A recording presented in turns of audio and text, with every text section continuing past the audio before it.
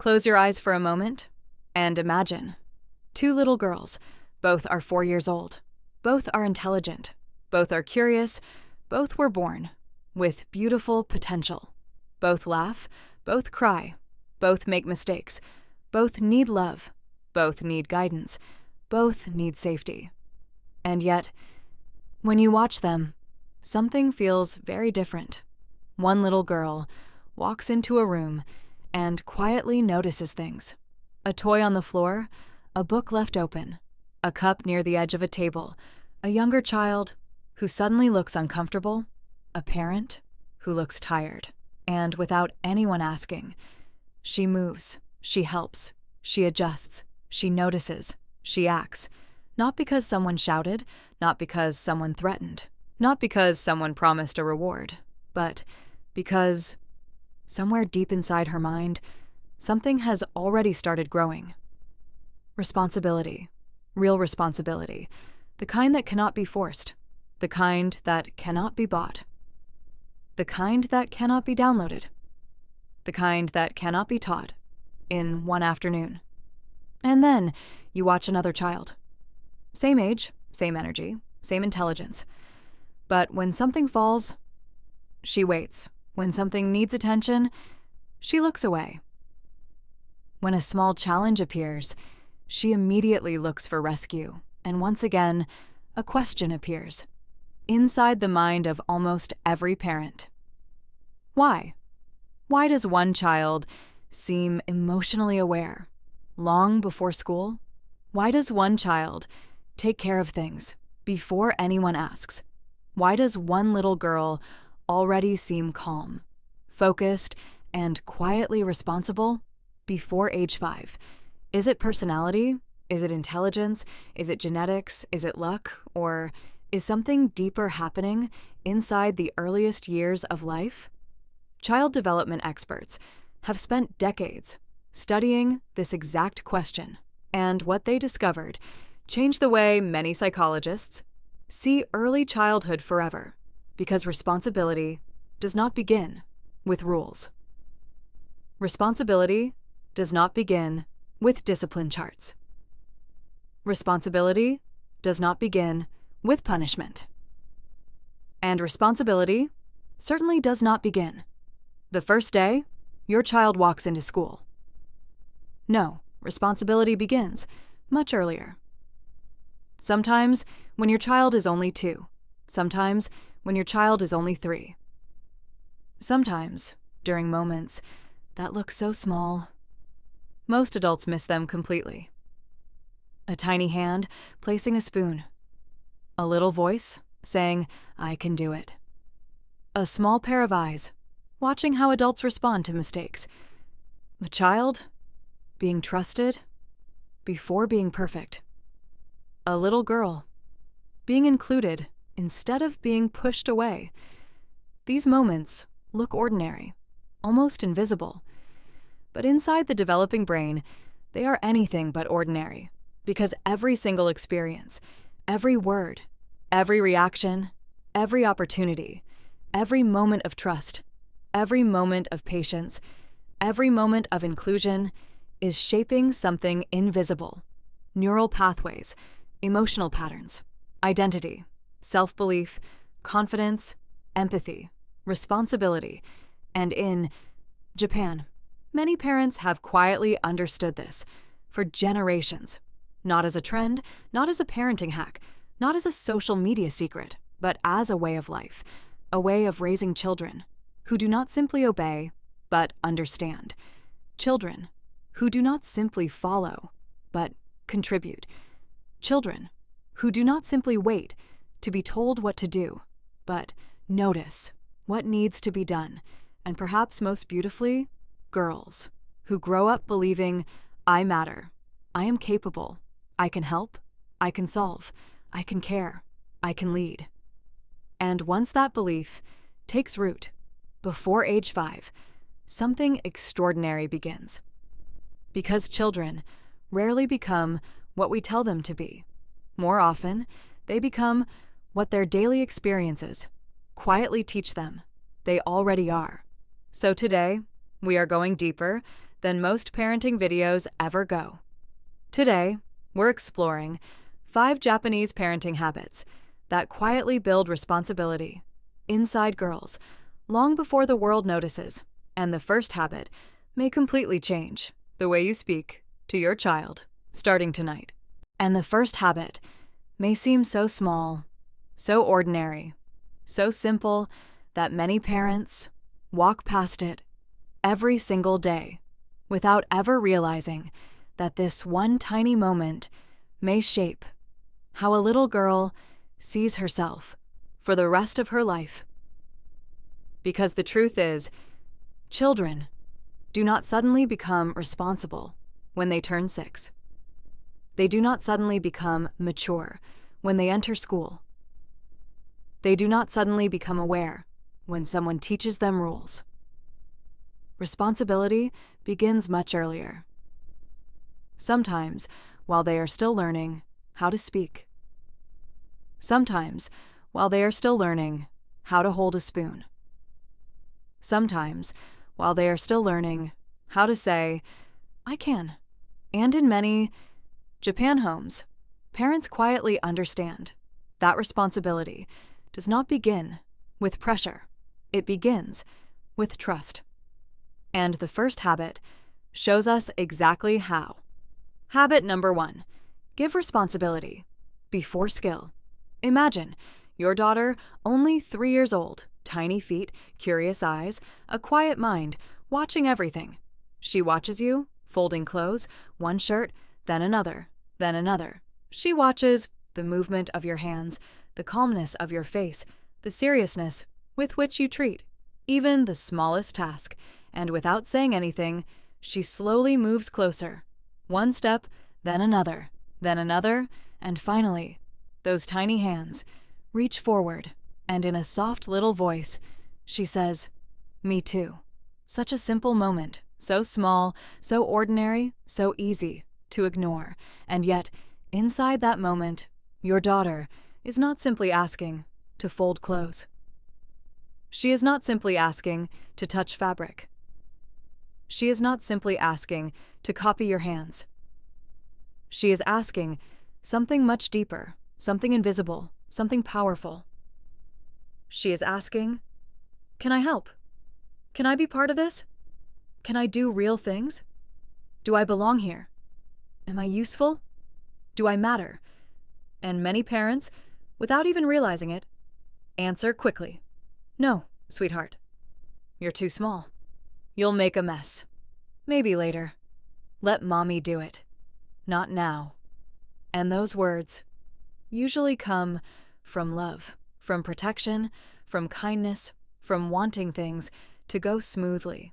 But inside the developing brain, those moments can quietly become something much bigger, because every time a child reaches for responsibility and is pushed away, even gently, the brain begins asking, "Maybe I'm not ready.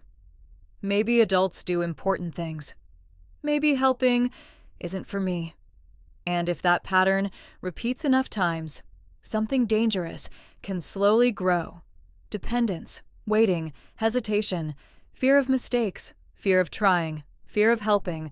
But in many Japan homes, parents often respond very differently. Instead of saying, "No," they say, "Come, try.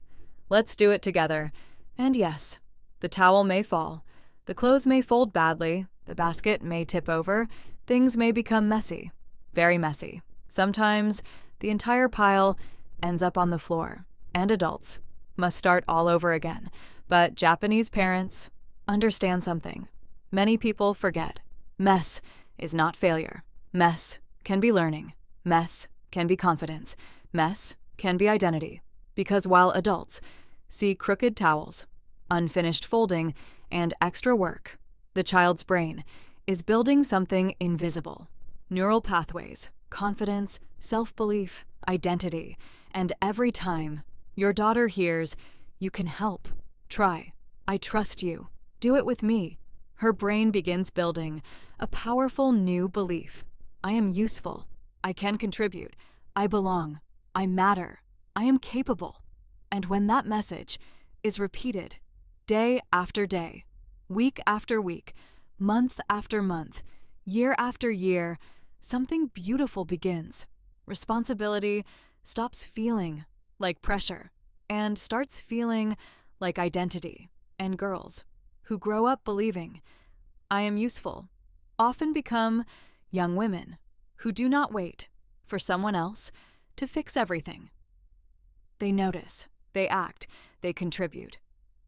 Not because someone tells them, not because someone rewards them, but because helping feels natural. And it all began with one tiny hand reaching for folded clothes.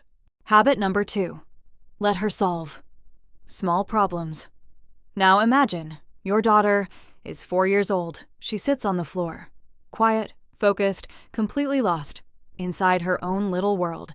In front of her, a tower, small blocks, bright colors, different shapes, one piece on top of another. Her hands move slowly, carefully, deliberately.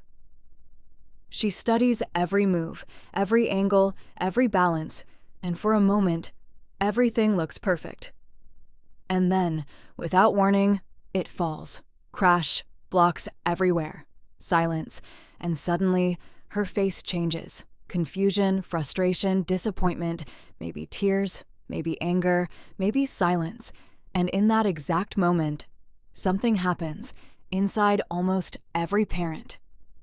The urge to help, to rescue, to fix, to step in, to say, it's okay, move, let me, here, like this.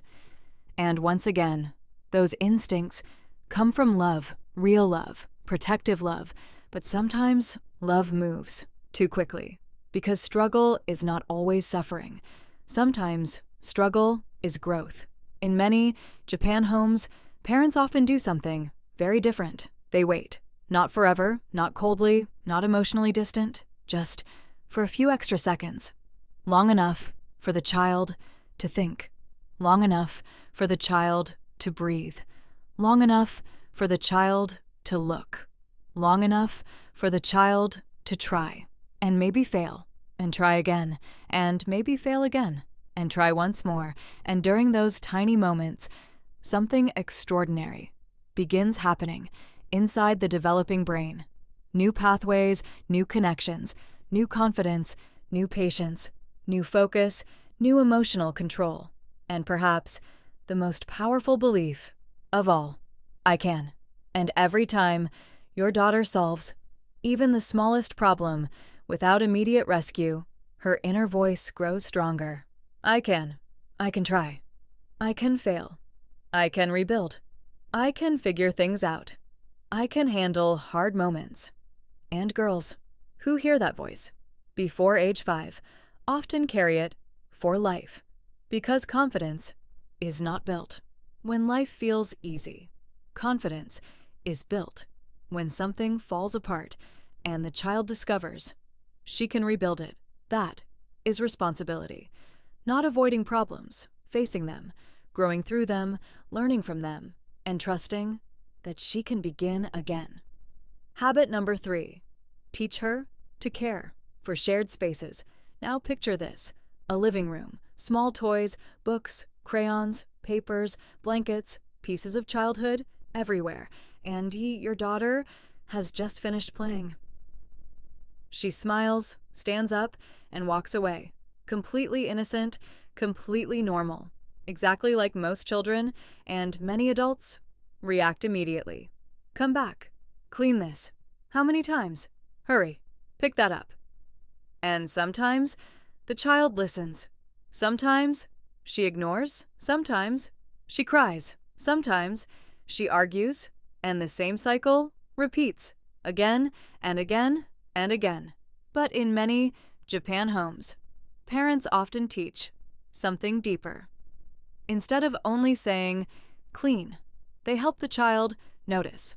Look, the toys need a home. The books belong somewhere. The crayons have a place. This space belongs to all of us. And slowly, something beautiful begins. Cleaning stops feeling like punishment and starts feeling like care. Care for objects, care for people, care for shared spaces, care for the world around her. And when a little girl learns to notice how her actions affect the space around her, responsibility becomes more than chores. It becomes awareness. It becomes empathy. It becomes respect. And girls who learn to respect small spaces often grow up respecting time, promises, relationships, boundaries, and people. Because responsibility was never really about toys. It was always about awareness, and what comes next may be the most powerful habit of them all. Because habit number 4 doesn't just change behavior, it changes identity.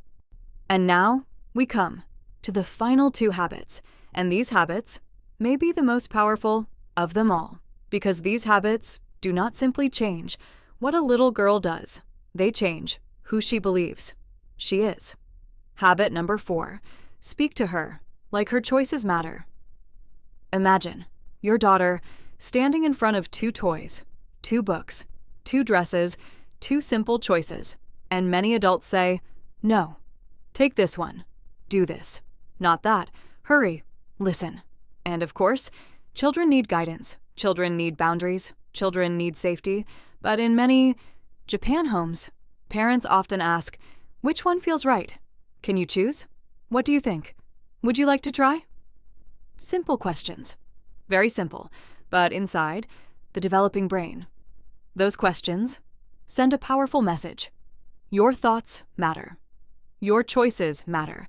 Your voice matters. And when a little girl hears that again and again and again, she slowly begins believing, "I can think. I can choose. I can decide. I can trust myself." And girls who trust their own voice often become women who do not easily follow fear, because responsibility begins when a child believes her choices matter. Habit number 5, let her care for something beyond herself. Now imagine your daughter holding a small plant, a tiny book, a younger sibling, a school bag, a small daily task, something simple, something real, something that depends on her. And slowly, something beautiful happens. She begins noticing, she begins remembering, she begins checking, she begins caring, and without anyone noticing, her mind begins changing from "what do I want?" to "what needs me?"